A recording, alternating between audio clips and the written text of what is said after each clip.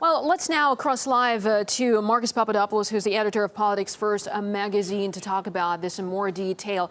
Well, Marcus, the International Red Cross told RT earlier that they haven't received any safety guarantees from Kiev. But does it mean that Kiev cannot ensure the safety of the organization it has called in to help with the humanitarian crisis? Well, let's be clear about something. Ukraine has become a crippled state, and the Ukrainian government, which shoulders a great deal of responsibility for the crisis in the country, cannot even guarantee law and order in Kiev, the capital of the country, let alone the east of the country, where there's a dreadful conflict. In parts of central Kiev, there are fascist paramilitary groups marauding and demanding concessions from the Ukrainian government, or else that's mob rule. So if we turn to eastern Ukraine, where there's a dreadful conflict going on, which has been caused by the Ukrainian government, it's little wonder that the Ukrainian government cannot guarantee the safety of the Red Cross, because it's not just regular Ukrainian forces which are fighting in eastern Ukraine.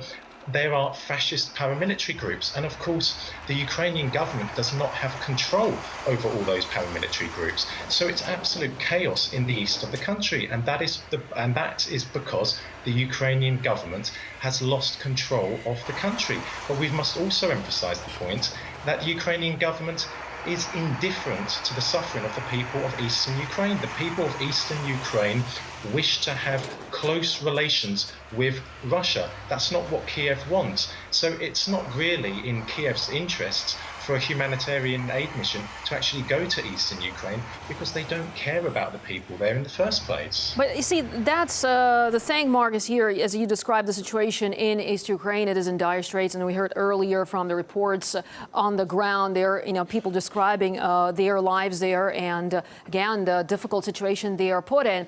But what we have here, we have two international bodies like the Red Cross and the UN who have indeed acknowledged that this is a humanitarian crisis and the convoy needs to proceed. But why Kiev still is delaying that convoy?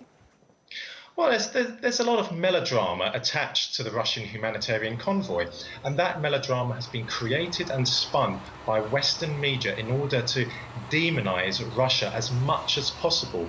The Russian humanitarian convoy is exactly that. It's a humanitarian convoy for the people of eastern Ukraine, the civilians, the men, women and children and old people who are dying on a daily basis because of the forces of the Ukrainian government. However, for the Ukrainian government, it makes absolute sense in terms of PR for them to try and delay the mission, for them to try and argue that this Russian humanitarian convoy is actually an invasion force, because their rationale will be that Ukraine is threatened by Russia, which of course is nonsense, but that's their argument, and they will try to elicit as much support from the international community as they can.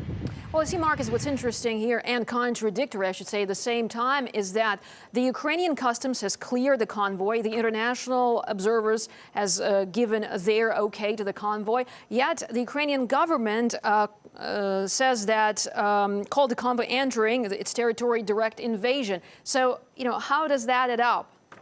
Well, an invasion, that's absolute fantasy. When in history has a country invading another country documented from beginning to end what its movements are going to be?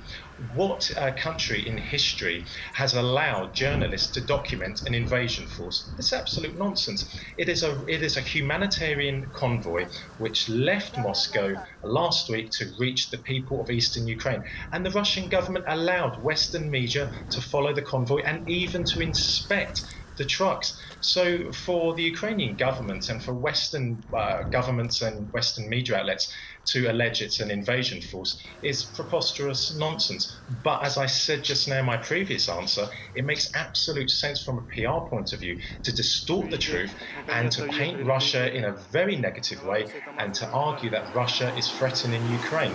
It's nonsense, but when you think of it from a PR perspective, it makes absolute sense. Marcus Papadopoulos, the editor of Politics First magazine, thanks so much for your views here on RT International.